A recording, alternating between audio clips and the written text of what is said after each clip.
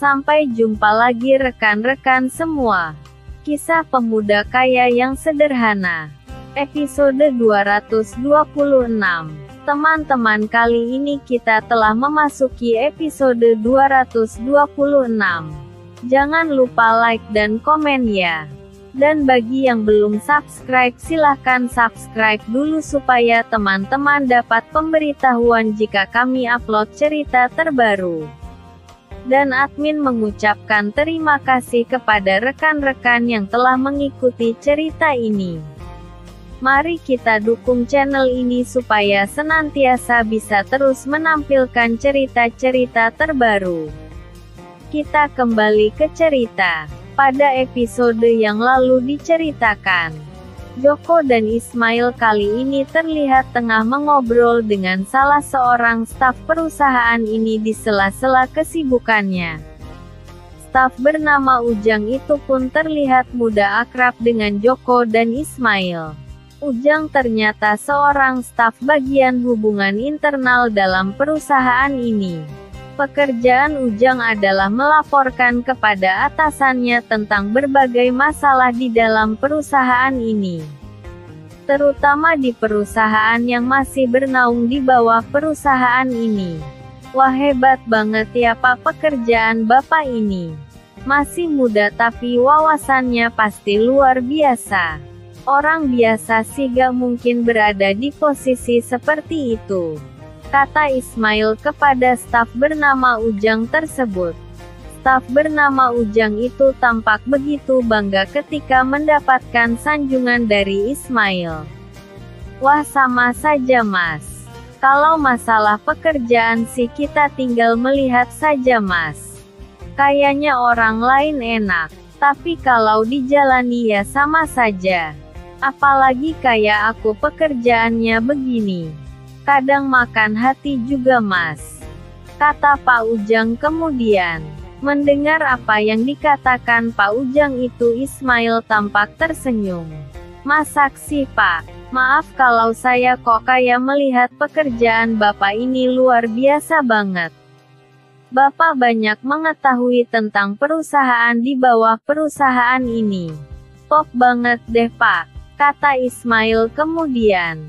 Tiba-tiba staf bernama Pak Ujang tersebut berkata, terlalu banyak intrik di bagianku Mas. Terlalu banyak permainan dan kepura-puraan Mas, kata Ujang kemudian. Ismail kemudian berkata, tenang Pak, dimanapun kita berada pasti masalah akan selalu ada Pak. Yang penting kita bersabar saja Pak, kata Ismail kemudian melanjutkan kerjanya. Pak Ujang, mau saya bikinkan kopi Pak, biar kesalnya sedikit berkurang, kata Ismail untuk menambah keakraban terhadap Pak Ujang. Oke Mas, boleh, terima kasih. Gulanya dikit saja ya Mas, kata Ujang kemudian. Baik Pak, sebentar ya Pak, kata Ismail kemudian berlalu dari tempat tersebut dan berjalan menuju dapur yang lokasinya di lantai 1 tapi tempatnya ada di pojok paling belakang dari bangunan tersebut. Sementara itu Joko terlihat melanjutkan pekerjaannya dan mulai mengawasi Pak Ujang secara seksama sambil terus mengepel dalam jarak hanya sekitar 2 meter dari Pak Ujang. Saat itu Joko melihat Pak Ujang mengeluarkan handphone miliknya dan Pak Ujang terlihat menelepon seseorang. Halo Pak, kata Pak Ujang terdengar begitu jelas oleh Joko. Saya tidak bisa melakukan itu Pak. Atasan di sini sudah mulai curiga. Saya malah bisa hancur Pak. Pokoknya saya tidak mau Pak. Saya tidak mau karir saya di perusahaan ini hancur gara-gara Bapak, kata Pak Ujang kepada orang yang meneleponnya tersebut. Rupanya saat itu Pak Ujang sedang mendapatkan telepon dari seseorang dan nampaknya Pak Ujang merasa tertekan dengan pekerjaannya. Rupanya tanpa diketahui oleh siapapun ternyata Joko telah menyalakan handphone miliknya dan merekam percakapan antara Pak Ujang dan seseorang yang meneleponnya tersebut. Dan tak berapa lama kemudian ketika Ismail telah selesai dengan pekerjaannya yaitu membuatkan kopi untuk Pak Ujang, Joko kemudian berpamitan kepada Ismail. Joko kemudian berbisik sejenak dan bilang kepada Ismail jika dirinya hendak bertemu dengan Pak Franky. "Pak, maaf saya tinggal dulu ya Pak, saya ada keperluan sebentar," kata Joko kepada Pak Ujang. "Oh iya Mas, silahkan," kata Pak Ujang kemudian. Kini Joko telah berada di ruangan Pak Franky yang merupakan atasan dari Joko. Dan setelah masuk, Joko segera memberitahukan atas rekaman yang diperolehnya tersebut.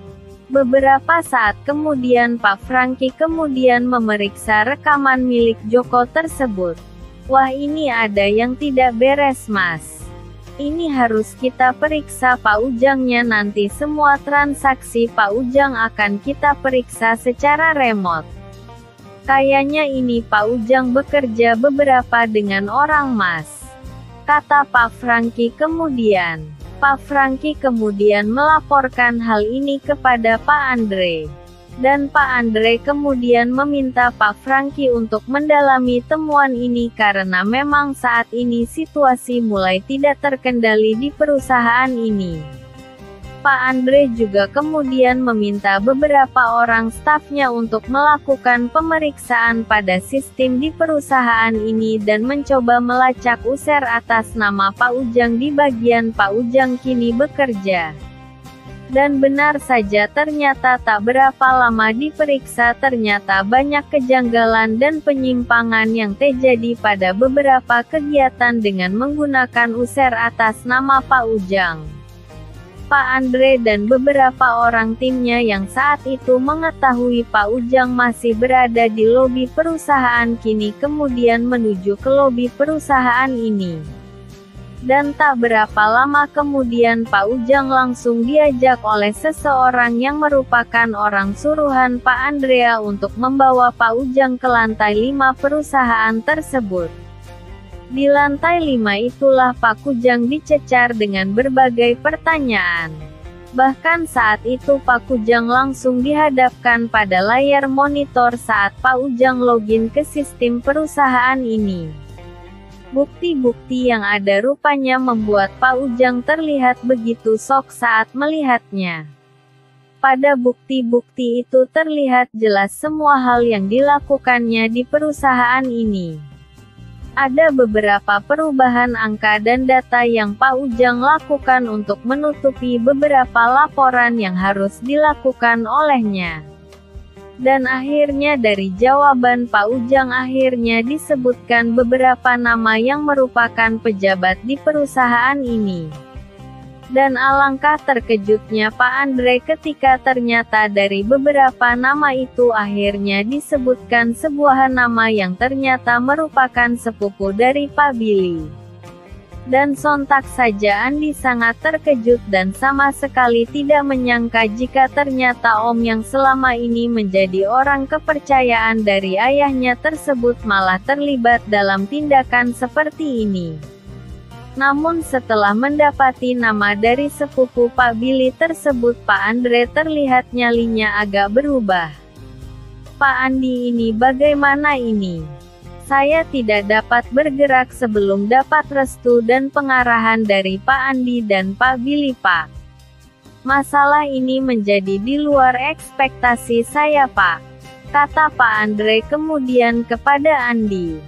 Andi yang saat ini juga masih terus mengawasi Pak Ujang yang masih terus dicecar dengan beberapa orang kepercayaan Pak Andre. "Terus lakukan penyelidikan Pak. Saya akan berkonsultasi dengan papa saya. Sebentar Pak, saya akan ke ruangan papa saya." Dan tak berapa lama kemudian Andi kemudian meninggalkan tempat tersebut dan kini Andi telah berada di depan ruang kerja Pak Billy. Dan di depan ruang kerja Pak Billy tersebut ada dua orang staf Pak Billy. Andi kemudian berkata kepada kedua orang staf dari papanya tersebut untuk memberitahukan kepada Pak Billy jika Andi ingin bertemu dengan Pak Billy. Namun rupanya belum selesai Andi berbicara tiba-tiba telepon di meja stafnya Pak Billy berdering dan ternyata Pak Billy menyuruh stafnya tersebut supaya Andi diizinkan masuk. "Selamat siang Pak," kata Andi kepada Pak Billy dan tanpa disuruh kini Andi telah duduk di hadapan Pak Billy. "Ada apaan kok tumben kamu menemui Papa? Ini tidak biasanya, kayaknya akan ada hal penting yang akan kamu sampaikan sama Papa." "Ada apaan?" kata Pak Billy kemudian. Rupanya saat itu perasaan Pak Billy sudah berkata lain kepada Andi.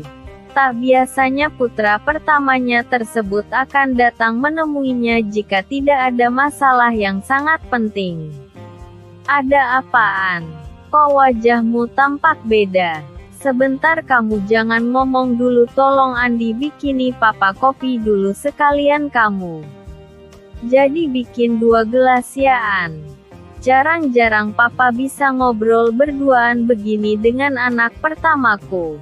Sanaan sekali-kali Papa ingin merasakan kopi buatan anak Papa," kata Pak Billy sambil tersenyum kepada Andi. Dan sambil tersenyum Andi kemudian berdiri dan menuju sebuah ruangan kecil yang ternyata adalah semacam ruang pantry. Andi kemudian menyeduh 2 gelas kopi untuk papanya dan juga untuk dirinya. Memang benar kata papanya tadi, jika ini adalah kesempatan langka dirinya bisa duduk berdua di kantor ini dengan papanya. "Ini Pak kopinya. Jarang-jarang nih aku bikin kopi untuk Papa," kata Andi sambil tersenyum. "Iya An, kita jarang seperti ini." "Oh ya, ada masalah apaan? Kok kayaknya kamu punya masalah penting banget sama Papa?" kata Pak Billy kemudian setelah menyeruput kopi buatan anakannya tersebut. "Pak, maaf Papa, jangan kaget. Ternyata Om Benny terlibat dalam masalah ini. Tadi salah satu pelaku bernama Pak Ujang buka suara jika Om Benny terlibat dalam masalah ini Pak." "Maaf Pak, ini Andi juga belum fix tapi Andi yakin kayaknya Pak Ujang tidak bohong. Apalagi pas ditelusuri memang ada indikasi keterlibatan Om Benny Pak. Tolong Papa jangan marah sama Andi ya Pak," kata Andi yang merasa tidak enak kepada Pak Billy ketika harus menyampaikan informasi ini. Dan perlu diketahui Pak Benny adalah adik bungsu dari Pak Billy yang sangat disayangi oleh Pak Billy. Mereka terlihat begitu akrab sehingga Andi merasa terbebani ketika harus menyampaikan berita ini langsung kepada papanya tersebut. Rupanya dugaan Andi tersebut keliru karena ternyata Pak Billy malah tersenyum dan sedikit tertawa. "Kenapa Papa harus marah ke anak Papa? Kan anak Papa tidak punya salah," kata Pak Billy dengan tenangnya. Andi kemudian berkata bahwa dirinya merasa tidak enak karena Pak Benny adalah adik kandungnya Pak Billy. Pak Billy kemudian berkata kepada Andi jika justru dirinya yang tidak enak dengan seluruh keluarganya jika memang benar Pak Benny ikut terlibat dalam persekongkolan tersebut. "Papa tidak akan marah pada siapapun An. Bahkan Papa akan sangat marah pada Om Benny-mu itu jika sampai memang benar situasinya seperti itu. Kok tega-teganya dia melakukan ini dengan keluarga kita? Kalau terbukti pasti dia akan langsung Papa suruh buat surat pernyataan dan akan Papa keluarkan dari perusahaan kitaan. Buat apa Papa melindungi orang yang sudah tega dengan keluarga kita?" Andi kemudian meminta Pak Billy untuk membuat surat perintah pengusutan terhadap Pak Benny. Hal itu perlu dilakukan karena ternyata Pak Andre dan yang lainnya merasa segan dan sungkan jika mereka harus memeriksa Pak Benny. Dan Andi juga meminta Pak Billy untuk ikut mensupport pemeriksaan ini karena semua orang di perusahaan ini terlihat segan dengan Pak Benny. "Beginian, Di sini fungsimu sebagai komisaris perusahaan ini. Kamu harus membuat surat perintah juga untuk pemeriksaan kasus ini dan tanpa melihat siapapun dia posisinya di perusahaan ini tanpa terkecuali. Itulah dasar penindakan yang akan dilakukan di perusahaan ini karena berasal dari komisaris utama perusahaan ini. Kata Pak Billy kemudian. Oh gitu ya Pak. Baik Pak, kalau begitu Andi akan melakukan supaya situasi ini cepat kita selesaikan. Andi juga bingung Pak.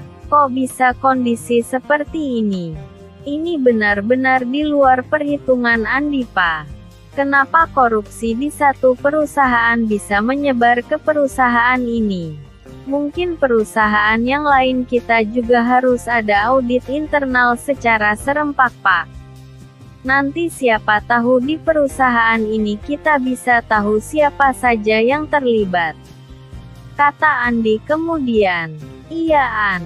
Papa juga berniat akan memasang foto orang-orang yang terlibat ini untuk kita pasang di beberapa tempat di perusahaan ini. Papa juga akan memerintahkan dipasang sanksi-sanksi bagi mereka yang terlibat dalam masalah ini.